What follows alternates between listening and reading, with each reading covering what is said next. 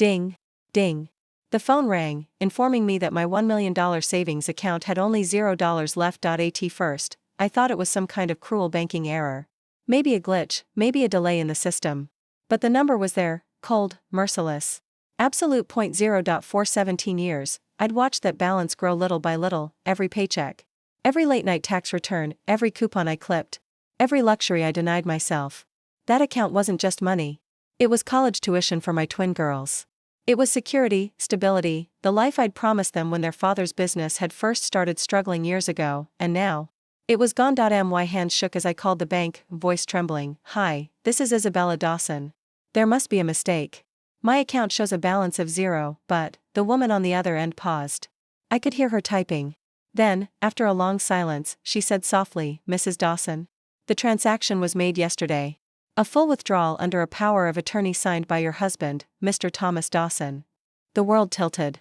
I clutched the kitchen counter to keep myself from collapsing. "My husband?" "Yes, ma'am," she said carefully. "Everything appears to be legally authorized." I hung up before my voice could break. The house was quiet, too quiet.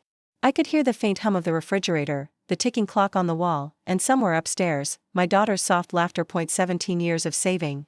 Gone in a single day. I sat down at the kitchen table, staring at the message on my phone.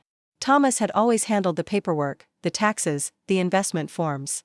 He was charming, confident, the kind of man who could talk his way out of anything. But lately, there had been signs, late nights at work that didn't make sense. Perfume that wasn't mine. A credit card bill that never quite added up. I told myself it was nothing. That we were just going through a phase. That love, our love, was still there, hidden beneath the exhaustion of middle age and bills and college applications, but now? There was nothing left to hide behind. I called him. Once. Twice. 10 times. Straight to voicemail. Then, as if on cue, Madison and Olivia came downstairs in their school uniforms.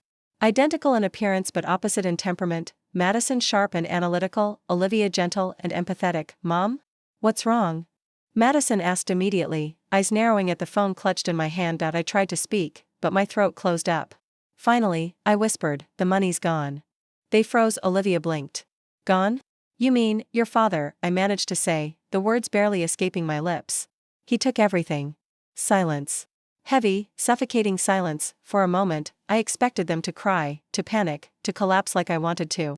But instead, they exchanged a look I couldn't decipher. Madison set her backpack down, her expression unreadable. "Don't worry, Mom," she said softly. "We'll take care of it." I frowned through my tears. "We'll take care of it?" What could two 17-year-old girls possibly do against a man who had just drained our entire future? But their calmness unnerved me. They weren't shocked. They weren't even angry, at least, not in the way I expected. It was as if they had been waiting for this moment. "Girls," I whispered, my voice trembling. "What do you mean, take care of it?" Olivia put her hand gently on mine. "Mom," she said softly, "you've done enough. It's our turn now." Outside, the rain began to fall, the soft, persistent drizzle of Portland that had always comforted me. But today, it sounded different. Like the quiet prelude of a storm about to break everything apart. I stared at my daughters, their calm expressions reflecting something deeper, something deliberate. I wanted to ask more, but I couldn't find the strength. The phone buzzed again. A new notification. My bank app, transfer confirmed, $0 remaining. Tears blurred my vision. For 17 years, I had believed that carefulness, honesty, and love would protect us from chaos. I was wrong. That morning, standing in my kitchen with empty hands and a broken heart, I learned a brutal truth. Sometimes betrayal doesn't come from a stranger's knife, it comes from the signature of the man who once promised to love you forever, and somewhere deep down, I knew. This was only the beginning. The house on Maple Avenue had always been quiet in the mornings. The smell of fresh coffee drifted from the kitchen, mingling with the soft drizzle outside. Portland rain, steady, unhurried, as if it had nowhere else to be. I sat at the oak table, reviewing spreadsheets on my laptop while the clock ticked softly beside me. Numbers had always been my comfort zone, predictable, obedient. They didn't lie. People did. I took a small sip of coffee, wincing as the bitter liquid burned my tongue. The kitchen light flickered. The faint hum of the refrigerator was the only sound that kept me company now. Once, mornings here had been full of laughter, Haley arguing with Sophie over cereal, Thomas reading the news out loud, pretending to be annoyed but secretly enjoying the chaos. That was before the silence settled in. Thomas used to kiss me on the forehead every morning before work. Now, he just muttered, "Don't wait up," before closing the door behind him. He'd started saying those words months ago. Don't wait up. They'd become a kind of goodbye I didn't know how to interpret. I'm 46, a woman of simple habits and quiet devotion. I balance the household budget like a professional accountant, because I am one. Every penny goes to something that matters: groceries, bills, the girls' college fund. Not a cent wasted. I built my life on responsibility, routine, and trust, the three pillars that had kept my marriage steady for over 20 years. Or so I thought. Upstairs, laughter echoed faintly through the hallway. The twins were getting ready for school. Sophie, the calm one, was probably braiding her hair in front of the mirror, meticulous, methodical, always the thinker. Haley, bold and sharp-tongued, was likely complaining about her sister taking too long. "Mom, we're leaving in 10 minutes. Haley shouted from upstairs, "Don't forget your umbrellas." I called back automatically, even though I knew they'd forget them anyway. They always did. I smiled faintly. These small rituals, the repeated warnings, the ignored advice, they were what made life feel stable. Normal. Safe, but safety was an illusion. I know that now. I looked across the kitchen table, to the place where Thomas used to sit. His coffee mug was still there, a faint ring of dried espresso marking its rim. I couldn't remember the last time we'd shared a meal together without his phone buzzing or his eyes wandering somewhere else. He said it was work, long hours at the construction firm, new clients, more pressure. I believed him because that's what love does. It trusts, even when it shouldn't. Lately, though, there were moments, tiny fractures, that kept me awake at night. A late night call he refused to take in front of me, the faint scent of perfume that wasn't mine, the credit card charge from a restaurant I'd never been to. I tried to ignore them, convincing myself I was overthinking. After all, Thomas was my husband. My partner. The man who once held my hand through childbirth and sleepless nights. "Mom?" Sophie's gentle voice broke my thoughts. She stood at the bottom of the stairs, backpack slung over her shoulder, her long brown hair neatly tied back. "Are you okay?" I forced a smile. "Of course, sweetheart. Just work stuff." Haley appeared behind her sister, rolling her eyes. "You always say that, Mom." "I'm serious," I said, trying to sound light. "Go, or you'll be late." They shared a glance, a silent exchange that made my chest tighten. They'd been doing that more often lately, communicating in looks I couldn't quite read. As the door closed behind them, I exhaled, the quiet swallowing me again. The rain outside thickened, tapping harder on the windows like impatient fingers.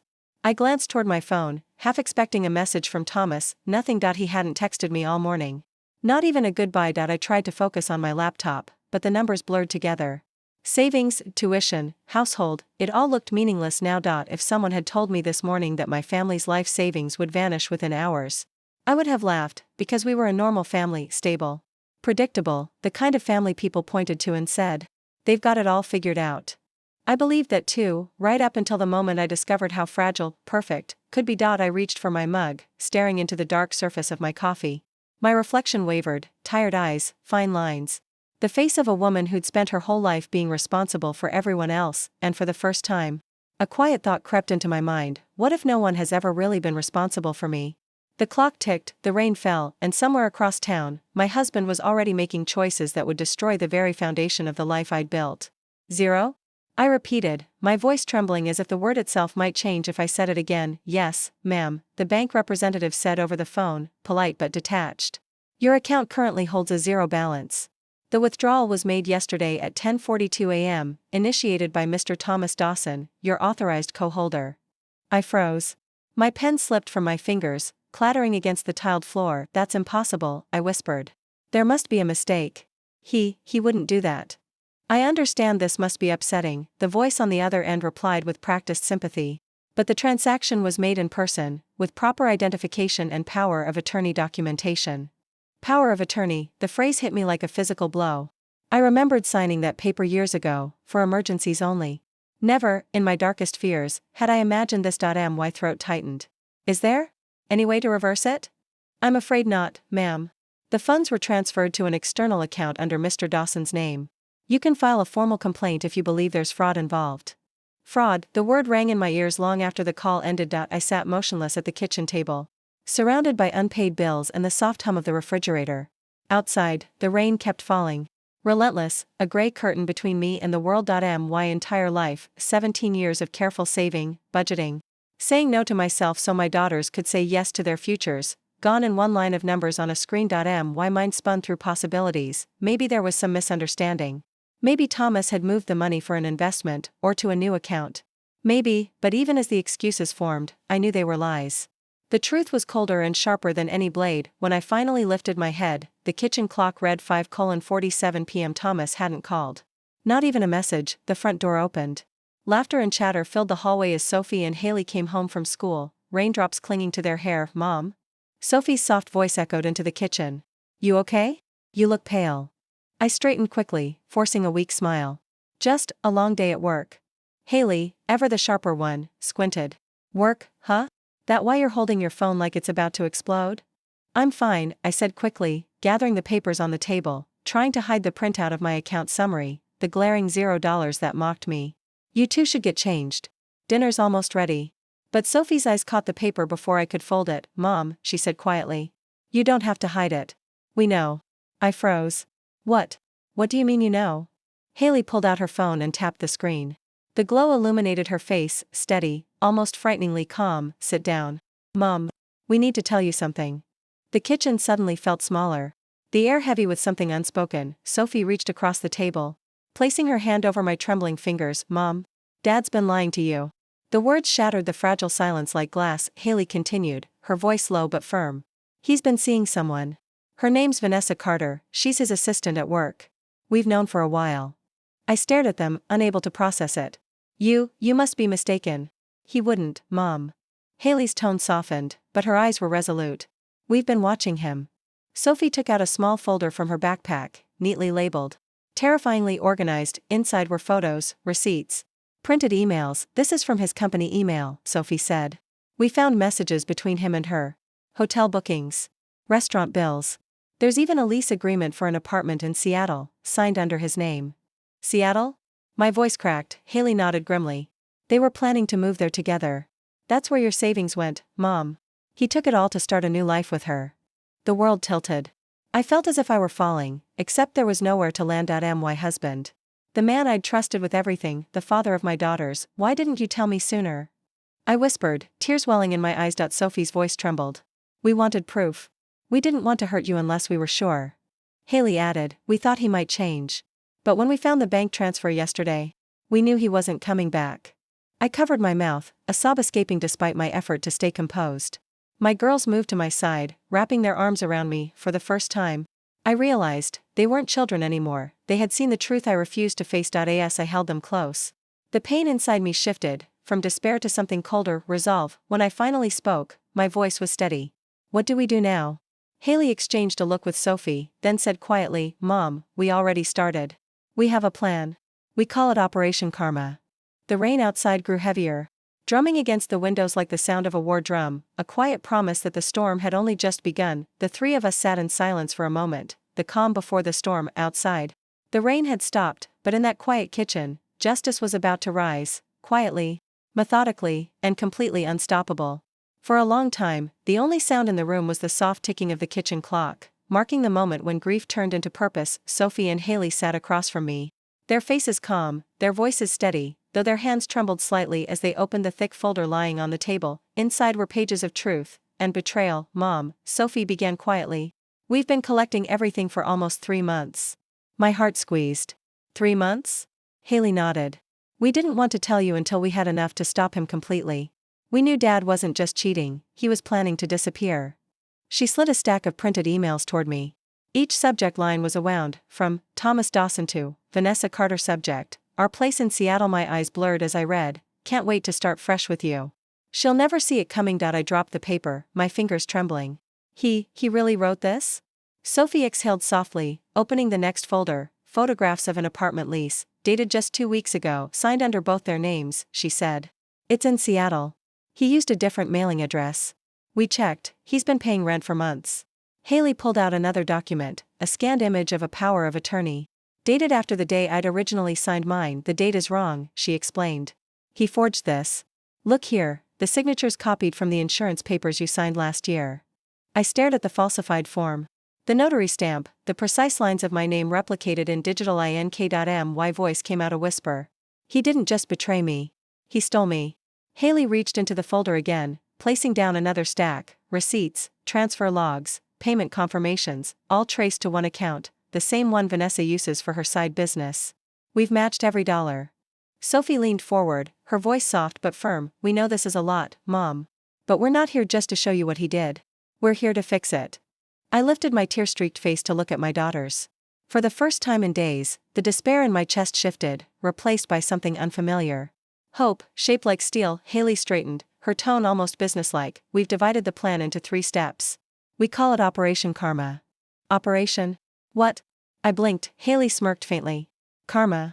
Because what goes around, comes around. She turned the page of a handwritten notebook, revealing detailed notes and a timeline. Step 1, we're sending the entire package, the fake power of attorney. The emails, the lease, the transfers, to Dad's company's HR department. It's enough to trigger an internal investigation for financial misconduct and moral breach. They'll have to suspend him. Step 2, Sophie continued, Vanessa isn't exactly loyal to Dad either. She's been seeing a wealthy investor, Richard Evans. He thinks she's single. We've already drafted an anonymous email to him, with photos and receipts. Once he finds out, she'll lose both men, and her reputation. Haley flipped to the final page. And step 3, we're sending all documents to a financial lawyer, plus the bank's fraud department. The forged date alone is enough to freeze his accounts and start a legal review. Once they verify it's fraudulent, the money will be restored to you. I stared at my daughters, speechless. You've thought of everything. Haley gave a small shrug, her tone dry. He taught us how to plan ahead. Guess it runs in the family, just not in the way he expected. Sophie reached out, squeezing my hand. Mom, you don't have to face this alone. We'll handle the technical parts. You just need to be strong when it's time to confront him. My lips trembled. I don't know if I can.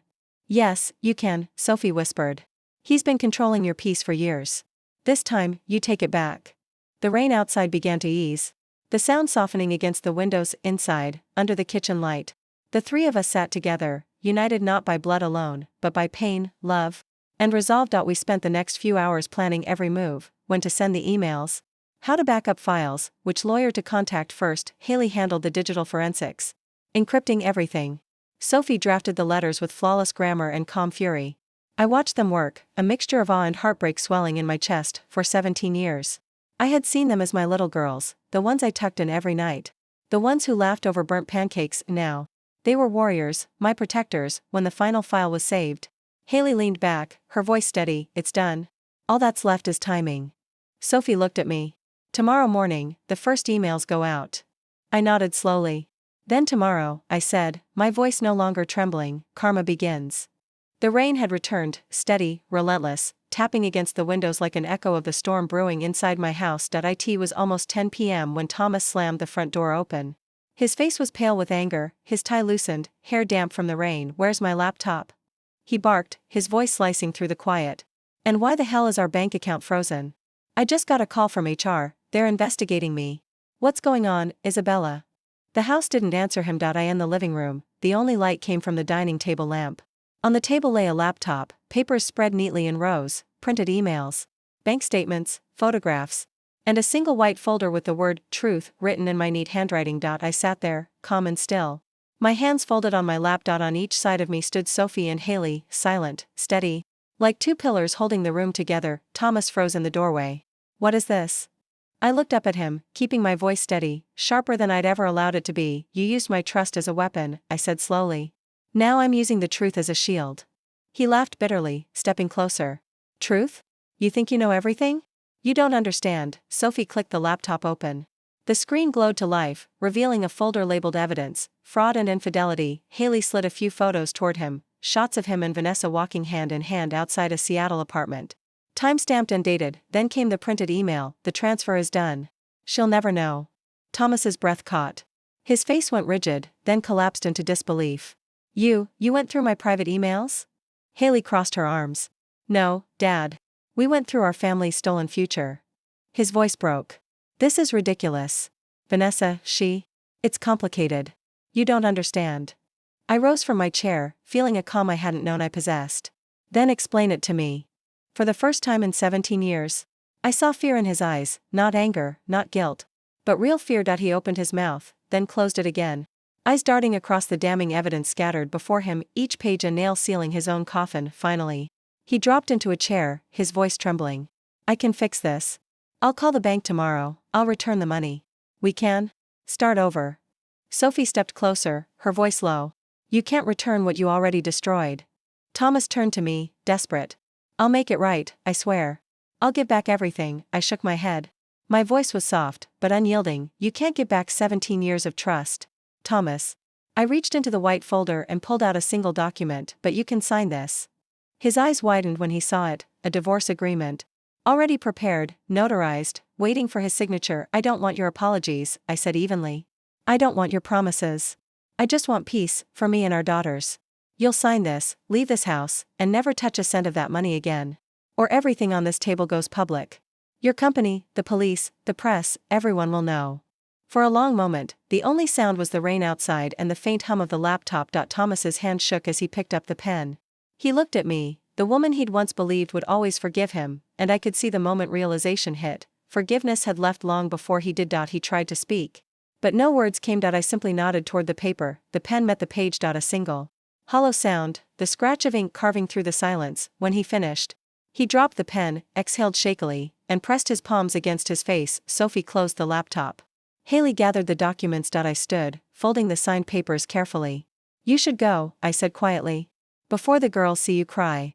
Thomas looked up at me, eyes red, mouth trembling, but I had already turned away. He lingered for a second longer, as if hoping someone would stop him. No one did. When the front door shut behind him, the sound was soft, final, outside. The rain kept falling inside, for the first time in years. The house felt still, but not empty. I placed the divorce papers on the counter and whispered to myself, this storm. It's finally over. The weeks that followed felt strangely quiet, as if the world itself had paused, letting the dust of chaos settle. For the first time in years, I didn't wake up to dread. No tense silence. No anxious waiting for a phone to ring, just the faint sound of rain outside. The aroma of coffee, and the hum of Portland slowly coming back to life. On the third Monday morning, a thick envelope arrived from the bank. I hesitated before opening it, my hands trembling slightly. Inside was a formal notice. Subject: Case resolution, unauthorized transfer. After internal investigation and legal verification, all disputed funds have been restored to your account. My eyes blurred. A single tear fell onto the paper. $1 million, every cent of my daughter's future, had come home. When I showed the letter to Sophie and Haley, they didn't scream or jump for joy.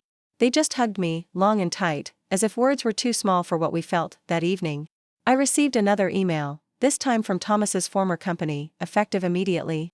Thomas Reed's employment has been terminated due to gross misconduct and financial fraud. He is permanently barred from holding managerial positions in any affiliated firm. I read it twice. My expression didn't change. There was no satisfaction in it, only a quiet, steady closure. Justice, clean and cold. News traveled fast. I soon heard that Vanessa Carter's affair with Thomas had leaked through whispers in the office. When her other lover, a wealthy investor she'd been manipulating, discovered the truth, he cut ties immediately. Within days, Vanessa was dismissed for reputational harm. Someone mentioned seeing her later, leaving town with 2 suitcases and no one waiting at the station. As for me, life began to move in the opposite direction, toward light, with Sophie's meticulous planning and Haley's fearless energy. I registered a small business, Reed and Daughters Accounting. It wasn't glamorous. The office was a rented space above a flower shop downtown, creaky floors, paint peeling near the windows, and a faint scent of lilies drifting in from below. But it was ours. The 3 of us worked side by side, balancing spreadsheets, meeting clients, learning how to build something from scratch. Some nights we stayed until dawn, ordering takeout and laughing over coffee stains on balance sheets. Other times, I'd just sit back and watch them work, and realize they weren't my little girls anymore. They were women, strong, brilliant, and unafraid. A few months later, the rain finally gave way to a rare Portland sunset. The city was washed clean, bathed in orange light. I decided to make dinner, pasta, garlic bread, and a bottle of cheap wine I'd been saving for when the storm ends. We gathered around the table, a small, mismatched one we'd refinished together over a weekend. Candles flickered. Laughter filled the room. Halfway through dinner, I lifted my glass, warmth spreading through my chest. He took the money, I said softly, smiling. But he forgot who he was stealing from. 3 women who don't quit. Sophie snorted, nearly choking on her drink.